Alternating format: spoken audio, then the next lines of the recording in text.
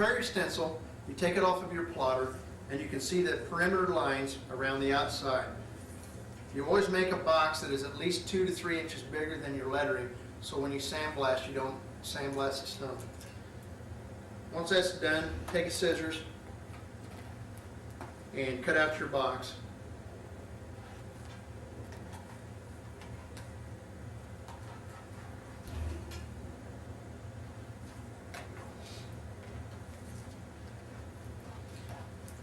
You'll have extra stencil left over. It's always good to keep the extra stencil for patching and putting on other pieces to protect areas when you're sandblasting. Once we've cut this out, you can see that we have our lettering. It's really hard to see, but it's there. And what you have to do when you put this on a stone, you need to put some dark lines. So what we use is a straight edge. We go to the bottom of the stencil of the lettering, and we draw an incline. Usually black is the best. That's the bottom line of the stone. I typically will give a vertical or perpendicular line, vertical off of that line or perpendicular off that line on both sides.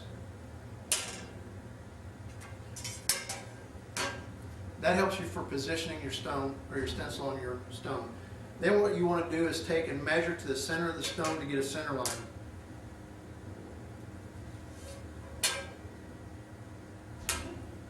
Draw yourself another line.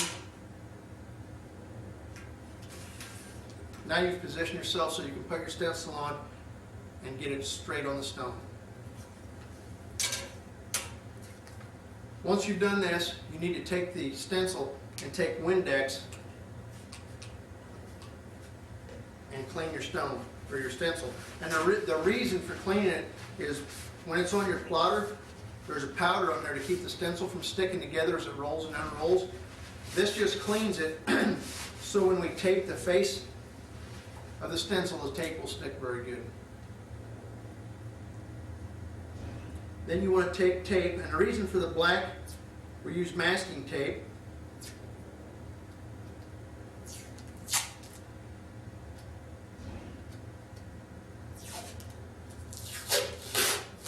Take masking tape and go over your lettering.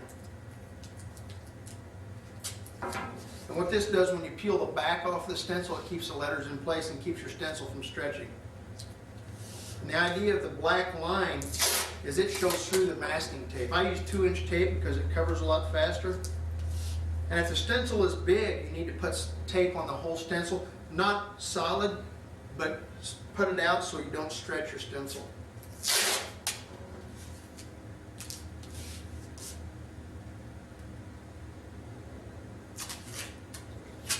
Once we have taped it, you can see the lines still show through.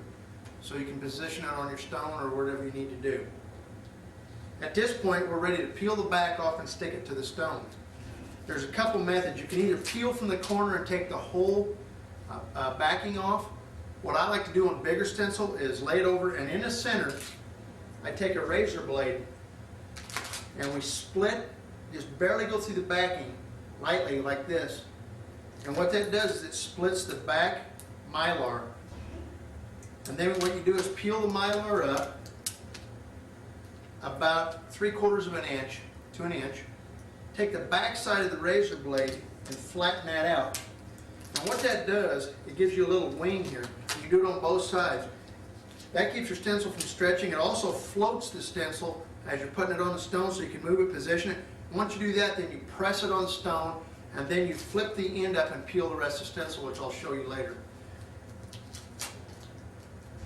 And I'll do the other side. And again, be careful to barely cut. You can take your finger and just barely lightly press the blade in, and after a little practice, it'll become very easy to you. Bend the other side back the same way. Take the back side of the razor blade. And the reason you do that is to crimps the stencil and keeps it from flopping back down and sticking.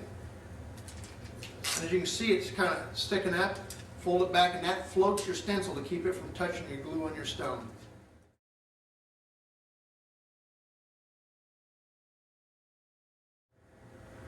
When you get ready to put your stencil on your rock, you need to prepare your boulder or your stone for the stencil, the glue, and everything. Typically, if the stone is clean, we still brush it off and blow it off with an air hose. If it's dirty, got dirt and things on it, you need to scrub and wash it. because if there's loose debris on there, when you start to sandblast, it'll blow off, and then your stencil will come loose.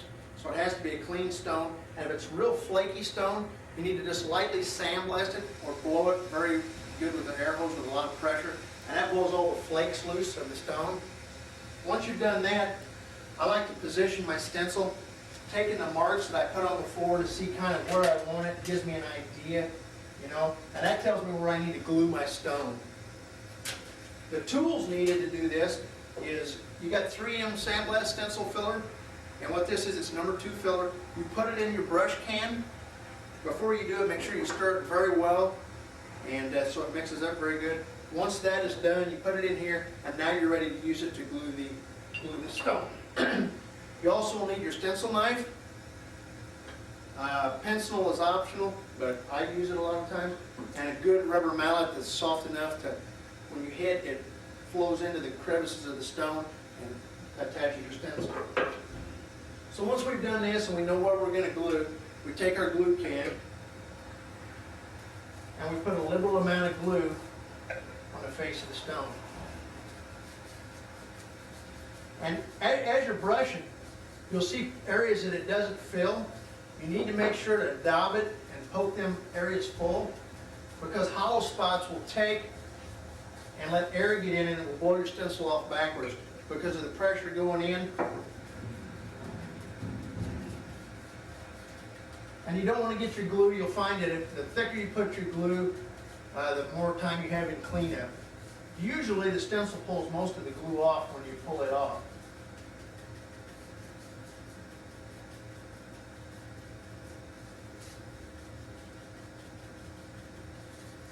Now that I got a liberal amount of glue on there, you need to let this dry.